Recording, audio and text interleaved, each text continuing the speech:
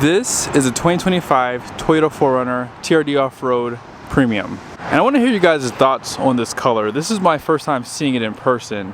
And I borrowed this SUV from Karl Malone Toyota here in Draper, Utah. Be sure to ask for Sean to see if this is available. Let's go ahead and check out the window sticker so you guys see options and features on this build. At the very top is a description. Color is going to be Everest with black interior. And then this is going to be your short listing of the standard features. Be sure to pause to see more.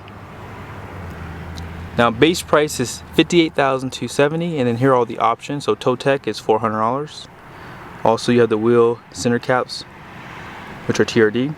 Floor mats are all weather. Multimedia screen protector glass. Door edge guards, badge inserts are finished in matte black. And then these 18-inch wheels were $1325. With the destination charge and options, you have $62,044. And then here are the fuel economy numbers off to the side. Overall, I do think that the new design is well received. I just feel like the 4Runner does feel a little bit smaller compared to last year. Now, when you get the TRD, obviously you're going to get a more off-road oriented 4Runner. On the front end, when you get this Premium, you do have adaptive cruise control, front parking sensors. You guys see the premium lighting. So you have high and low beam LED headlights, LED fog lights. However, your turn signals are going to be incandescent bulbs. Now, if I were buying a 4Runner today, the very first thing I would do is take off this front air dam. That thing is huge, and I'm actually a little shocked that they put this on the TRD package since this is considered off-road. Also take note of that flow through and that fender flare. There is an overlay for this badge, which I think would really finish it off for sure.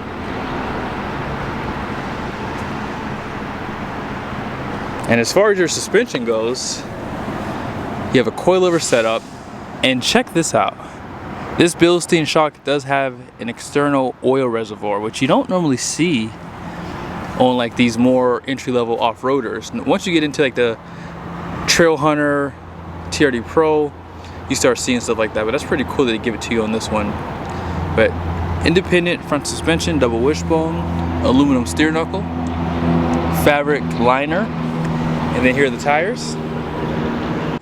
These are the Michelin LTX trails. It's going to be a 265/70/18, which is 32.6 inches tall, 10.4 inches wide. You guys see those center caps are TRD, which was an option. 6 lug, 4-piston brakes on the front. And then here's a side view.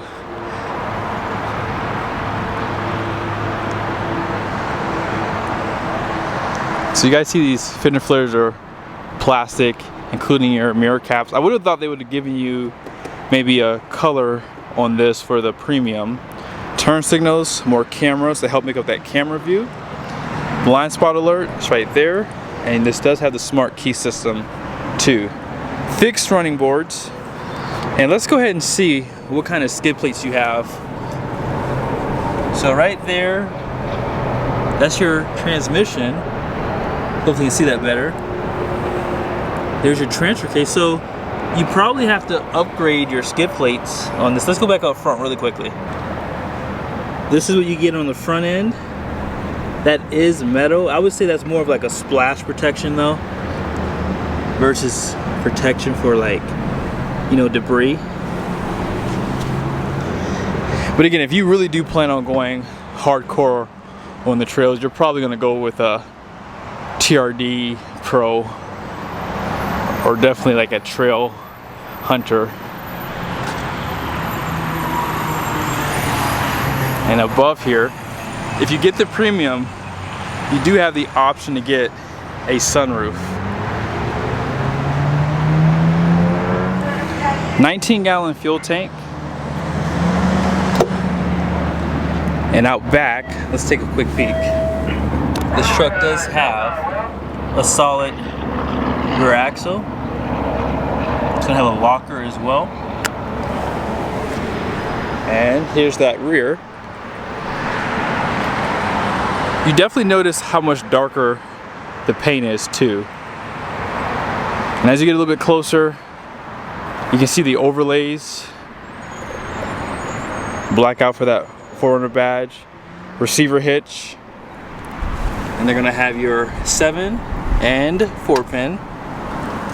And they have a matching wheel and tire, looks like, too. Nice. Stainless steel exhaust. And you do have the sensor down here. I can never get it to work. My wife has it on her Lexus. So I just push the button anyways. 2 cameras.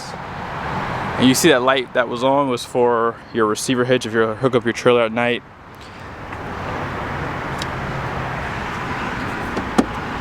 I always forget what's in here. It looks like your battery's in there. So I'm not even gonna take that off, nothing to see. There's your subwoofer. 2,400 watts of power. That is a lot. That's simply because of the hybrid system. And if you had that third row seat, you'd be utilizing this. Now, there is a little bit of storage on the front.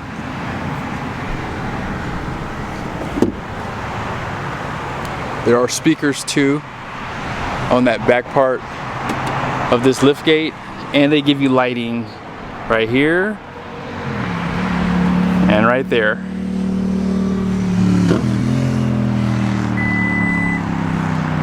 Most people know that you can still slide that glass. And then here's a side view of the 4Runner. Is this 4-cylinder turbocharger better than the 6-cylinder that it replaced? I will put a video at the end of this one if you'd like to watch that comparison for fuel economy and performance.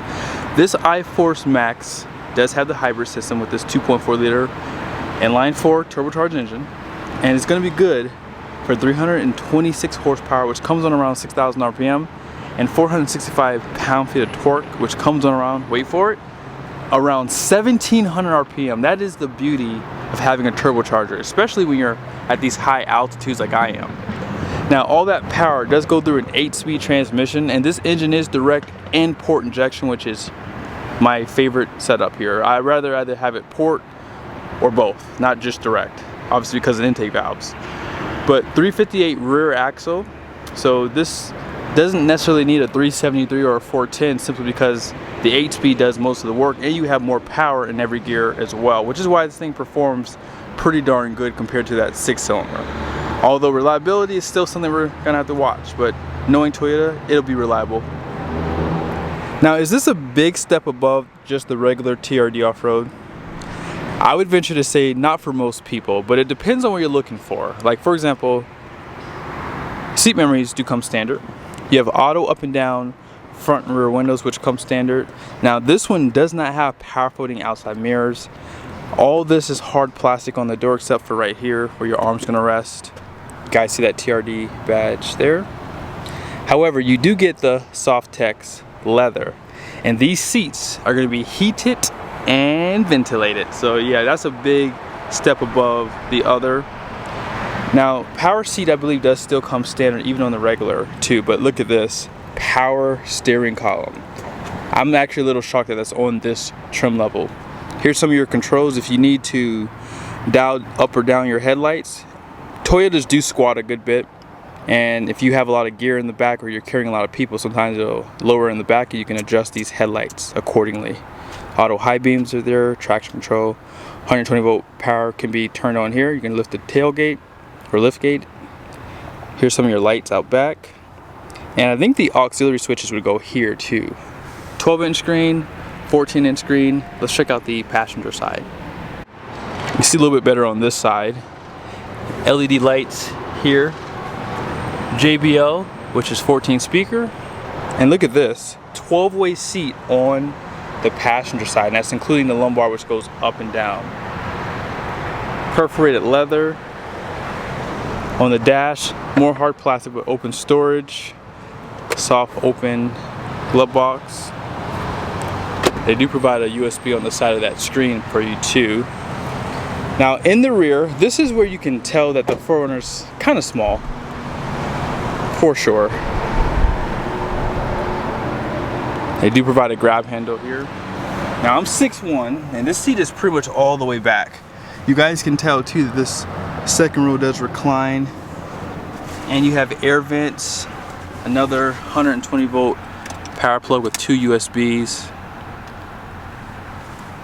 I know this might sound a little crazy, but my mom had a 4Runner back in the 90s. I think it was like a 94, 95.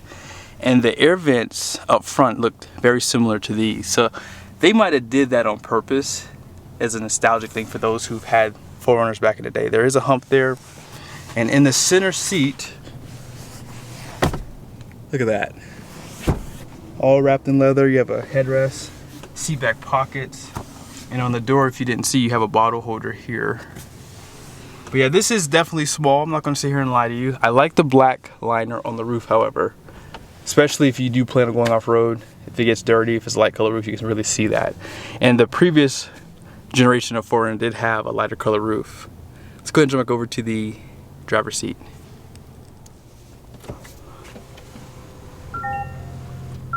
You guys see that has home link, and if you want to turn this off, very easy to do. You can also adjust this. You see all the adjustments there. Now, my favorite thing about the 4Runner, no one else has this, just saying.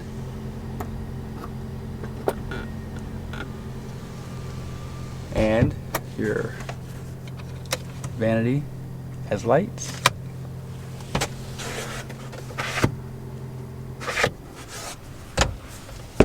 Now this screen is fully customizable. Here's some of the controls on the steering wheel. No dual climate control, which I would have liked to have seen. Let's go ahead and check out how these ventilated seats work too. Wireless charger, USBs or Type-C, and you have your 12 volt locker out back. And check this out. They have the best camera system. I'm gonna go ahead and put it in reverse here.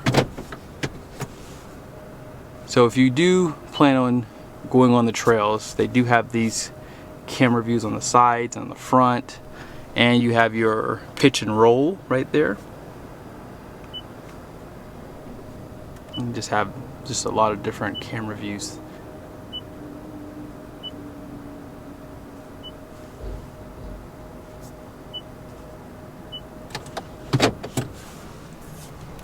Here's all your drive modes. You have that part-time four-wheel drive system, hold function, electronic parking brake right here. And eco, normal, sport. Not that big of storage for the center console, I will say. And this screen here doesn't have a lot of information, but it is Android Auto or Apple CarPlay capable wirelessly. You can customize this too. Let's go ahead and see real quickly. Like for display, you change the brightness and contrast. You can even turn it off. And sound and media, but this is what I want to show you guys. You can customize lighting, auto on sensitivity, auto off timer, daytime running lights, all that good stuff. Door controls. And it's actually really fast to respond to, like very accurate as well. You can actually set up steering tilt.